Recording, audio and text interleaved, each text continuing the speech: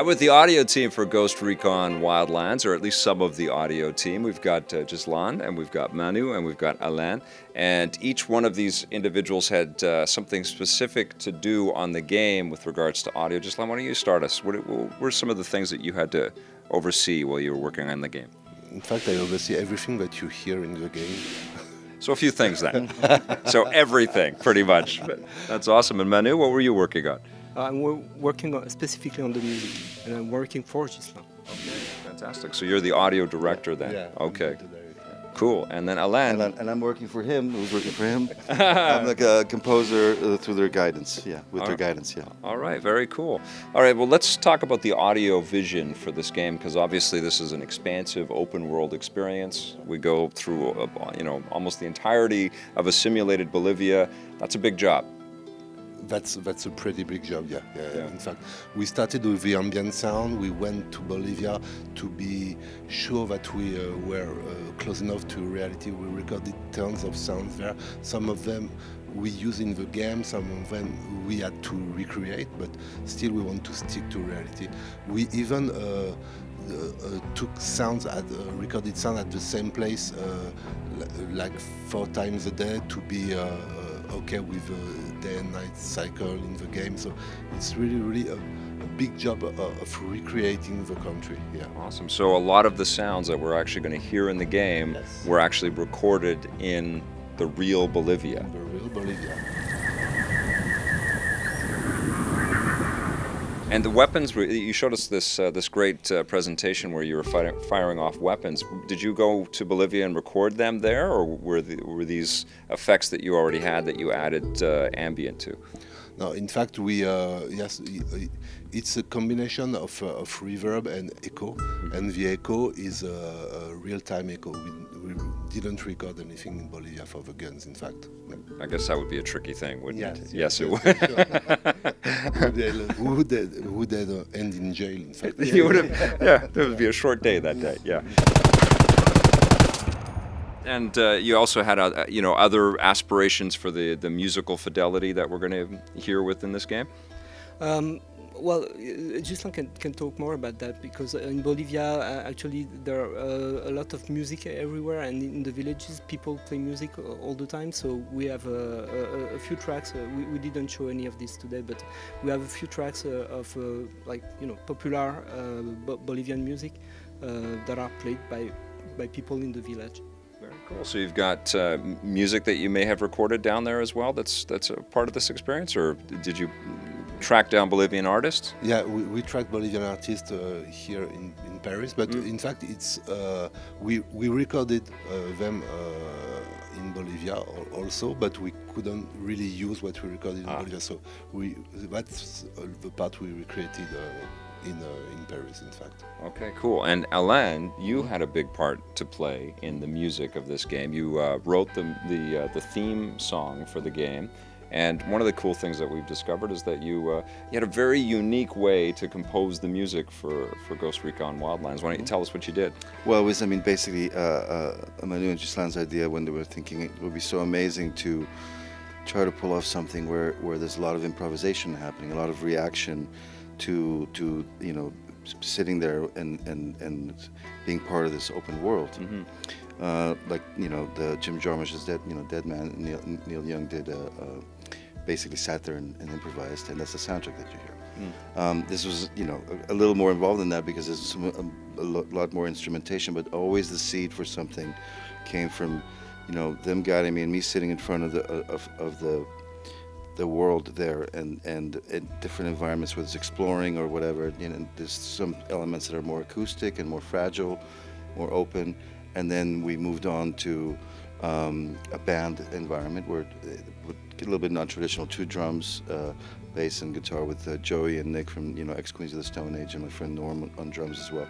And we did the same thing. So it was 5 days with the band, recording and improvising and developing, just through that process, with screens everywhere that we were all just watching and reacting to.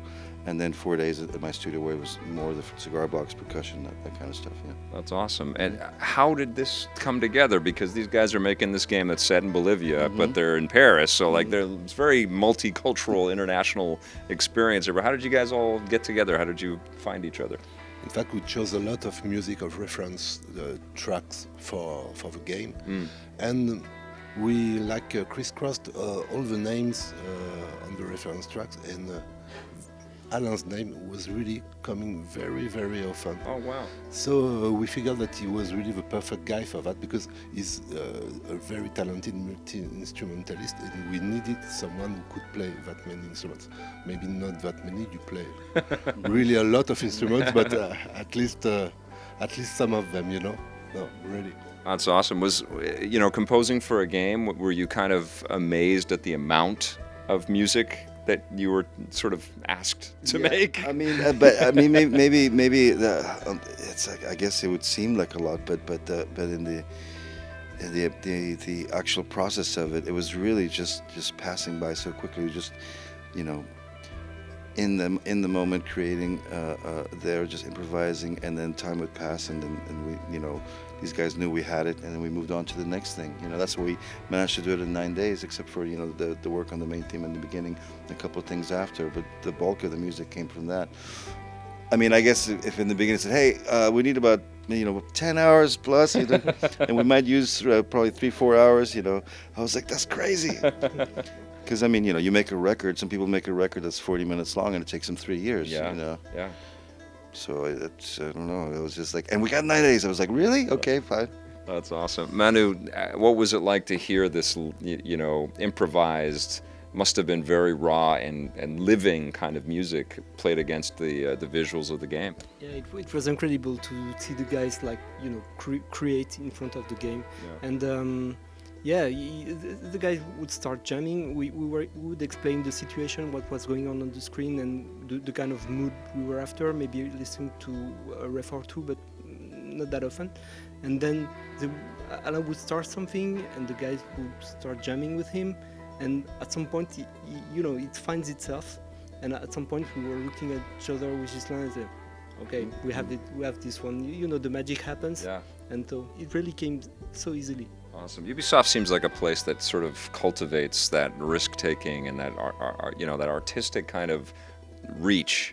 Is that something that you would say is a big part of this company? Is going out on a limb and trying new things like that? I think it's in the DNA of Ubisoft, yes, to let people try new things and don't impeach them from doing and not guide them too much, and guide them after a moment when it's interesting or not interesting, in fact. So we have to try things, and we find the right way to do things this way, in fact, by trying. Awesome. Well, we as players appreciate that very, very much.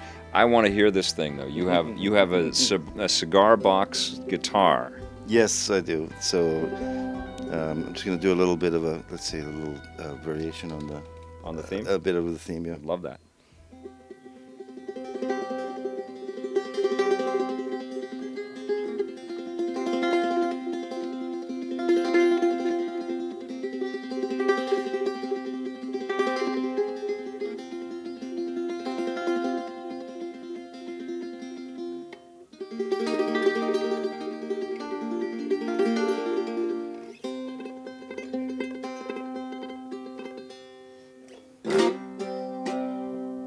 That is absolutely beautiful. Now, this is actually made with a real cigar box? This is a real cigar box, as you can see. But, of course, they have to be sealed, so you can't open it anymore. Yeah. This is your personal baby? This is my personal baby. I had for, a little 10 years, yeah.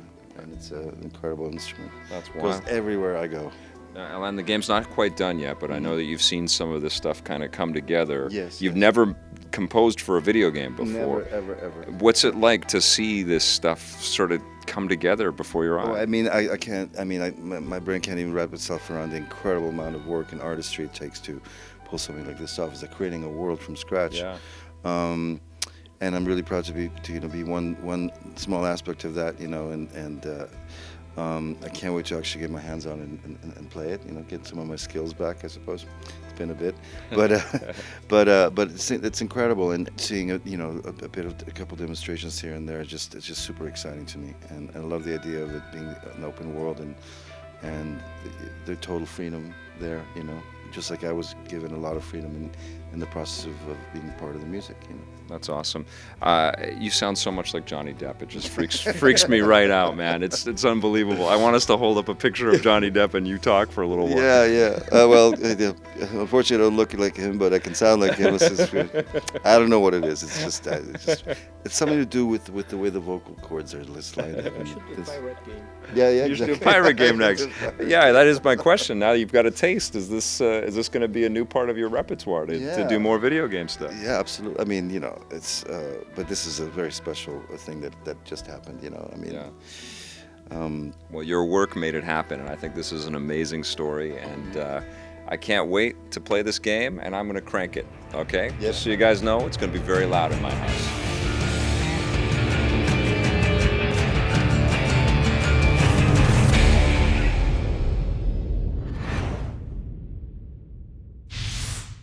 Hey, thanks for checking out that video on our EPN channel. It's just one small part of the things that we make around here. So if you liked it, don't forget to check out some of our other vids and hit that subscribe button.